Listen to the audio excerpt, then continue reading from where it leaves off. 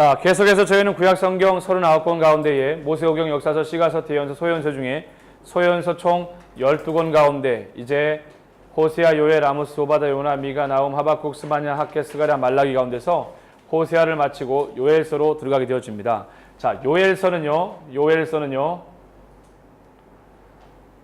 3장으로 이루어져 있는데, 여러분 이 요엘서를 공부하기 위해서 먼저 여러분 가지고 계시는 교재 270페이지를 한번 펴보십시오. 자, 거기 보면 제가 물어보겠습니다.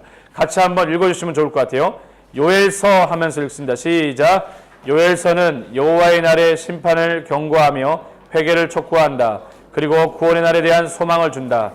여기서 굉장히 중요한 부분이 나오게 되어지는데, 어떤 것이냐면 요엘서는 여호와의 날의 심판을 경고해요. 그래서 요엘서의 특징 중에 하나는 여호와의 날이 등장하죠. 여기 보시면 그래서 제가 뭐라고 썼습니까? 두 번째 요엘서는 3장으로 이루어졌는데 여기 보면 여호와의 날이라고 얘기를 하고 있는 거예요. 제일 중요한 대연서와 서연서를 구분할 수 있는 가장 기준은 첫 번째는 뭐라 했어요? 북이스라엘이냐 남유다냐 이방이냐고, 두 번째는 언제쯤이냐인데, 세 번째 중요한 것은 이제 여호와의 날이 포함되어 있느냐라는 것이 여러분들의 중요한 기준이 되어야 됩니다. 요엘서에는 여호와의 날이 포함되어 있는데 보면 이렇게 되어 있습니다. 요엘은 여호와는 하나님이시다라는 뜻의 요엘의 이름을 따서 불리우게 되었다. 구약 성경 헬라어 역본인 70인역에서도 표제를 그대로 음역한 요엘로 표제를 사용하고 있으며, 이러한 전통에 따라 영어 성경들과 한글 성경에 보면 똑같이 요엘로 사용하고 있다. 부두엘의 아들, 누구의 아들이라고요? 부두엘의 아들 요엘은 예루살렘 출신, 중요한 자료죠. 어디 출신이요? 예루살렘 출신. 대연서, 서연서의 구분의 첫 번째 당되어지는 북이냐 남이냐 이방이냐인데 예루살렘 출신이라고 얘기하고요. 포로기 이전 남유다를 향하여 여호와의 날이 가까웠음을 선포한다. 백성들의 패역한 죄만큼이나 메뚜기, 늪, 그리고 황충의 재앙이 뒤덮었고 극심한 가뭄은 온 나라를 시들게 만들어버렸습니다. 그리고 북편 군대의 공격은 남유다를 향한 위기로 몰아가게 되어졌고, 결국 이런 때에 요엘은 패역한 죄로 말미암은 여호와의 날 심판이 가까워왔고, 그리고 이러한 이 심판에 대한 경고를 하며 동시에 누구든지 회개의 자리로 나오면 여호와의 이름을 부르는 자에게 구원받게 되어짐을 놀랍게 선포하고 있습니다. 앞에 나와 있는 요엘서의 요약정보 서머리를 볼 것 같으면 저자는 요엘, 여호와는 하나님이시다, 부두엘의 아들입니다. 기록 연대는 BC 835에서 796년이고요. 예루살렘으로 기록 장소가 추정되고 있습니다. 그리고 키워드는 여호와의 날, 심판, 회개, 영, 회복, 장래일, 꿈, 이상 등이 있고요. 주제는 여호와의 날, 주의 이름을 부르는 자는 구원을 얻으리라. 그래서 여러분 혹시 노래 아십니까? 주의 이름을 부르는 자는 구원을 얻으리로다, 할렐루야. 이런 노래 모르세요? 세대 차이가 느껴지는데, 주제 말씀은 요엘 2장 28절에 보면 이렇게 나와 있습니다. 그 후에 내가 내 영을 만민에게 부어주리니 너희 자녀들이 장래일을 말할 것이며 너희 늙은이는 꿈을 꾸며 너희 젊은이는 이상을 볼 것이다 라고 말씀하고 있습니다.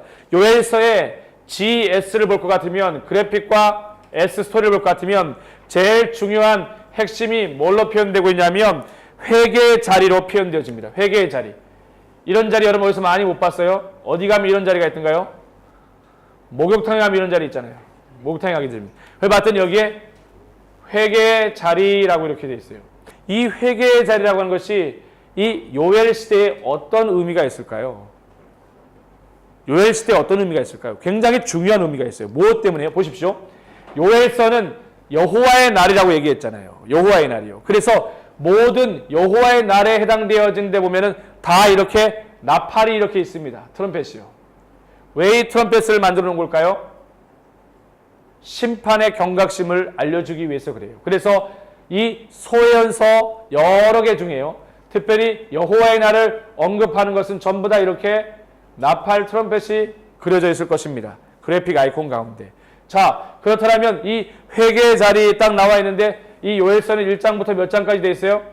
3장으로 이루어져 있습니다. 그 회개의 자리 앞에 딱 봤더니 누가 있어요? 늙은이 아저씨, 할아버지가 이렇게 얼굴에 주름이 끼신 분이 이렇게 있는데 얼굴은 웃고 있어요. 이빨은 하나도 없고, 그 대신에 또 젊은이가 있습니다. 영맨 아주 젊죠. 젊어 보이지 않으세요? 그 다음에 자녀들이요. 우리의 자녀들이요. 자녀들이요. 이렇게 아이들의 특징이 있어요. 이 아이들을 셋 다 보십시오. 늙은이와 젊은이와 이 아이들이 어떻게 되는지 한번 보십시다. 이 아이 자녀들이 어떻게 되는지 한번 보십시다. 제일 먼저 우리가 기억해야 될 것은요. 요엘에 대해서 먼저 알아봐야 되겠습니다. 이 요엘이라고 하는 선지자가 어떤 사람인지 봐야 되겠는데 이 요엘 선지자는요. 이 의미가 무엇이냐면 여호와는 하나님이시다는 뜻이에요. 뭐라고요? 여호와는 하나님이시다. 요엘의 뜻이에요. 두 번째는요. 아버지가 누구예요? 부두엘이었습니다. 부두엘. 아버지 이름이에요. 부친입니다. 그 다음에요. 어디 출신이에요? 이게 중요합니다. 예루살렘 출신입니다. 남유다겠죠. 그 다음에요. 핵심 주제는 여호와의 날이 가까워왔다. 여호와의 날이 가까워왔다. 여호와의 날이 가까워왔다. 그리고요. 사역 대상은 어딜까요? 사역 대상. 어디에 사역을 했어요? 남쪽 유다에 사역을 했다. 남쪽 유다에 사역했으니까 파란색을 띠고 있죠. 자, 그 다음에 활동 시기 이전에 우리가 뭘 알아야 되냐면 이 남유다를 향해서 어떤 선포된 재앙을 얘기합니까? 메뚜기 재앙과 가뭄과 북편 군대에 대해서 얘기합니다. 메뚜기 재앙이 있을 것이다. 가뭄이 있을 것이고 또 뭐요? 메뚜기 재앙뿐만 아니라 뭐요? 북편 군대에 공격이 있을 것이라고 이렇게 선포되어진 재앙에 대해서 얘기를 합니다. 그리고 또 뭐합니까? 활동 시기가 되게 중요하겠죠. 활동 시기 보십시오. 대소연서를 구분하는 것 중에 하나는 뭐라 그랬습니까? 북이냐 남이냐 이스라엘이냐. 그 다음에 언제쯤 사역했냐라는 건데 활동 시기가 나오게 되어지는데 이 활동 시기가 바로 요아스 때입니다. 요아스 때입니다. 요아스.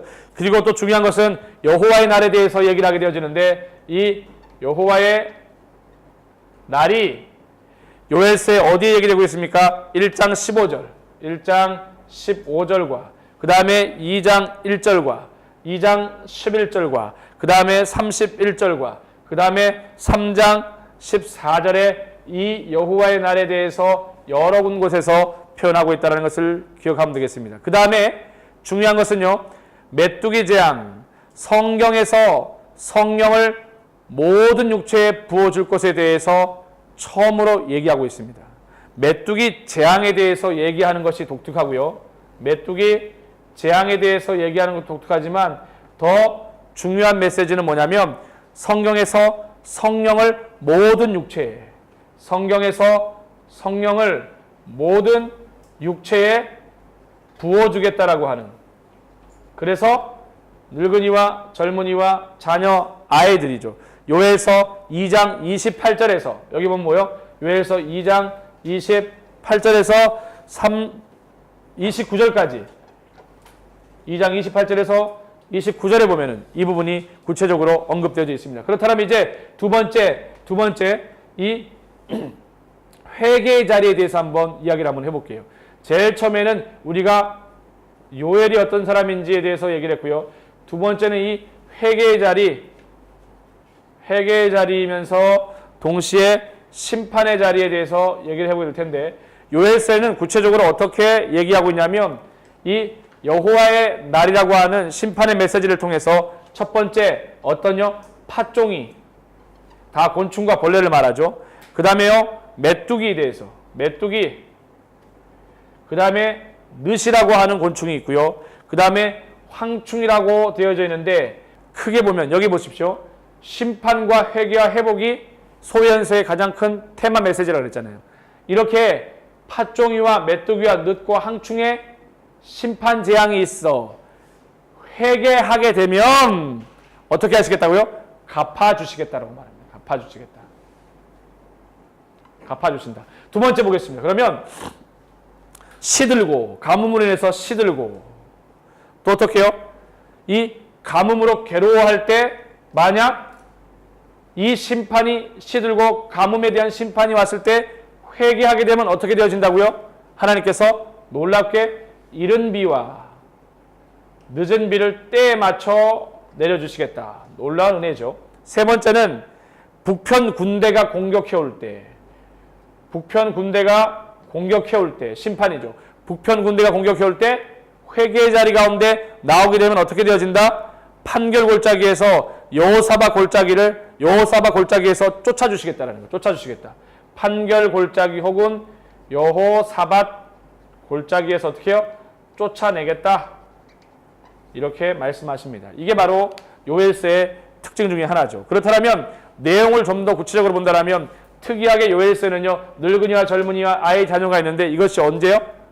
마지막 때 성경에 보면 어떻게 나와 있습니까? 성경에 보면은 성령을 모든 육체에 부어주시겠다라고 하는 그 내용이 들어가 있고요. 그 다음에 도식을 보면 소현세의 도식은 똑같습니다. 심판과 회개와 회복인데 여기 나와 있던 것처럼 다양한 심판이 있지 않습니까? 팥종, 메뚜기, 넛, 항충, 회개자리 나오면 갚아주시겠다. 시들고, 가뭄, 회개자리에 나오게 되어지면 이른 비와 늦은 비를 내리겠다. 심판 북편 군대가 공격해올 때 회개자리에 나오게 되어지면 어떻게 해요? 판결 골짜기, 여호사밧 골짜기에서 쫓아내 주겠다라고는 약속이 있죠. 그래서 핵심 구절을 볼 것 같으면 앞에서 얘기했던 것처럼 주제가 뭐예요? 누구든지 여호와의 이름을 부르는 자는 구원을 얻으리라. 할렐루야. 여호와의 이름을 부르면 구원을 얻는다. 마지막 때 여호와의 이름을 부르는 자들은 구원을 얻게 되어진다라고 하는 것이 핵심이 되겠고요. 여기 보면 이제 G와 S 그래픽과 스토리에 따르면 타임라인을 한번 보도록 하겠습니다. 타임라인 위에서 다 언급되어져 있는데 중요한 거는 여기만 함축해서 볼게요. 이제 소현서를 좀 함축해서 볼 텐데 이 소현서 가운데 분열왕국이 시작되어지는 931년 르호보암부터 이 마지막 시드기야까지 남쪽 유다 왕, 그 다음에 여로보암부터 호세아까지 북이스라엘 마지막 왕들이 쭉 이어지게 되는데 그렇다면 이 요엘서는 어디쯤에 표시되어져 있을까요? 요엘서는 어디쯤에 표시되어져 있을까요? 목사님이 아까 얘기할 때 어떤 얘기를 했었어요? 이 요엘은 어디에서 사역을 했다 그랬었죠? 요엘서는요?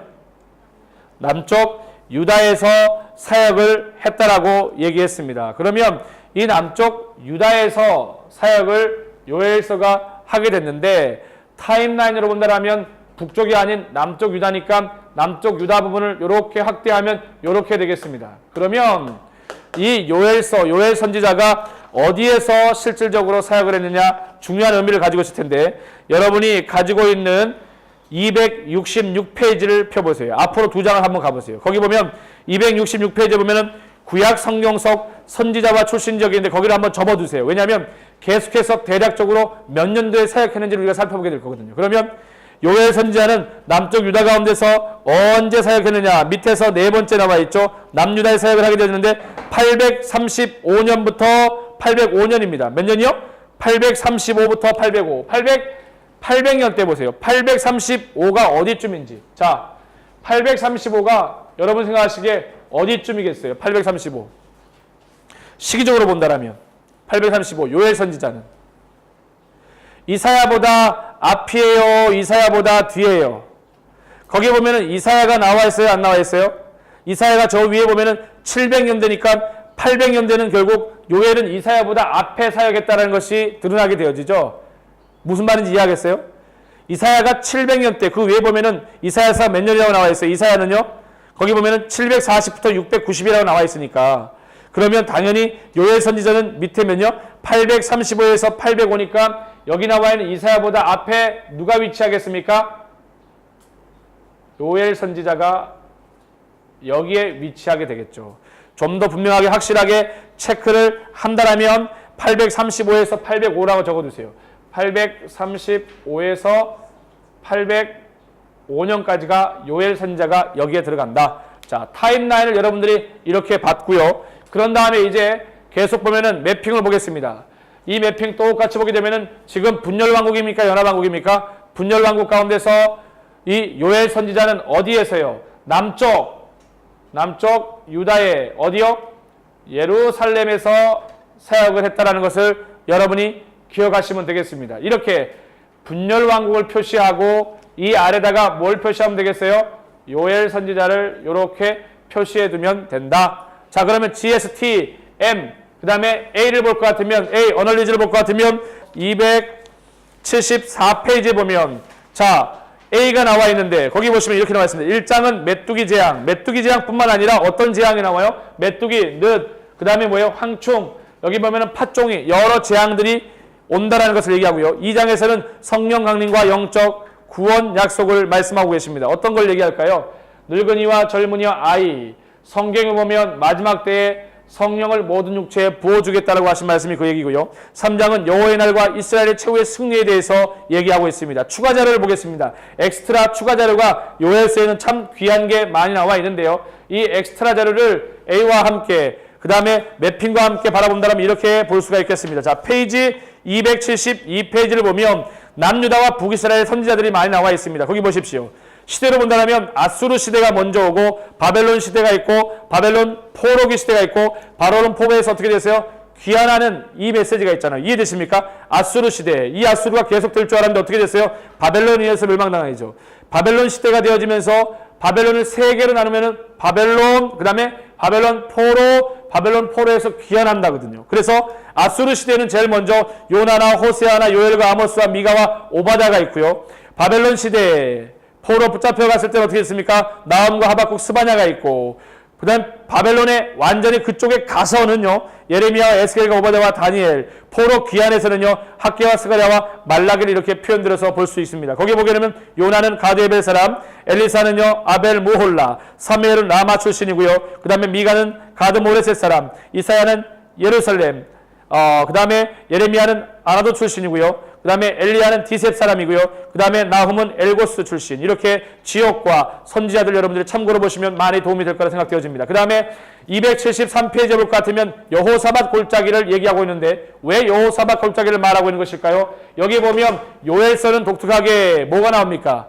제 세 번째 항목 가운데서 여기 보게 되면 심판과 회개와 회복이 있는데 세 번째 항목에 보면은 어떤 거요? 팥종이와 메뚜기, 늪, 황충 이게 첫 번째라면 시들고 가뭄이 두 번째라면 세 번째인 북평군대를 얘기하는 거죠. 북평군대 얘기를 하게 되면서 어떻게 해요? 판결 골짜기 혹은 여호사밧 골짜기에서 어떻게 쫓아내 주겠다라고 했는데 그 위치가 어디냐라는 거죠. 그래서 273페이지에 보면 여호사밧 골짜기는 예루살렘과 예루살렘 성전 베들레헴 사이에 거기 보면 감람산 기드론 골짜기라고 목사님이 검게 빨갛게 표시를 해놨는데 여호사밧은 히브리어로 여호와께서 심판하신다의 음역입니다. 요엘 3장 2절에 보면 이 골짜기는 여호사밧 왕 때에 유다를 침입한 열국이 하나님의 권능으로 말미암아 파멸된 곳입니다. 유대의 전통에 따르면 이 골짜기는 예루살렘 성전과 감람산 사이에 기드론 골짜기의 일부로 알려져 있다고 해서 목사님이 보조자료로 집어넣습니다. 그 다음에 요엘서의 추가자료의 마지막 자료 보면 274페이지에 보면 이렇게 나와 있습니다. 성경 속에 여호와의 날에 대해서 많이 나오는데 이 여호와의 날에 대해서 소현서 가운데 특별히 여호와의 날에 대해서 어디를 말하고 있느냐? 요엘서가 여호와의 날을 말한다면 아모스도 여호와의 날에 대해서 얘기를 합니다. 그 다음에 스바냐도 여호와의 날을 말하고 있고요. 스가랴도 여호와의 날을 말하고 말라기도 이사야도 에스겔도 여호와의 날을 말하고 있는데 언급되어진 횟수를 보면 요엘이 그 다음에 스바냐가 여호와의 날을 가장 많이 언급하고 있다는 거예요. 요엘 같은 경우에는 총 5번을 여호와의 날을 언급하게 되는데 요엘서 1장 15절과 2장 1절과 2장 11절과 2장 31절과 3장 14절에 대해서 말하고 있습니다. 아모스는 2번을 아모스 5장 18절과 5장 20절 스바냐는 5번을 얘기하는데 스바냐 1장 7절 1장 14절 2장 3절부터 2장 3절, 2장 2절부터 3절까지, 그 다음에 3장 8절까지 얘기하고 있고요. 스가랴는 한 번, 스가랴 14장 1절, 말라기는 한 번, 말라기 4장 5절에서, 이사야는 4번을 말하고 있는데, 이사야서 13장 6절, 13장 9절과 14장 3절까지를 얘기하고 있고요. 에스겔은 13장 5절에 대해서 이야기를 하고 있습니다. 그렇다면 요엘이 말하는 여호와의 날은요, 재앙과 심판의 날이며 동시에 축복과 구원의 날이다. 구약에서 말하는 여호와의 날은 신약을 통해 주의 날로 연결되고 이는 모든 성도들로 하여금 새하늘과 새 땅에 대한 기대와 소망을 갖게 한다. 그러므로 기억하십시오. 오늘 이 시대에도요, 요엘서를 통해 우리가 떠올려야 될 것은 여호와의 날에 대해서 다시 오시는 주의 날에 대해서 예비되고 준비된 사람으로 살아야 된다는 것을 여러분이 깊이 기억하시면 되겠습니다. 지금까지 요엘서를 GSTMA 방식으로 여러분들과 함께 나눠보았습니다. 수고하셨습니다.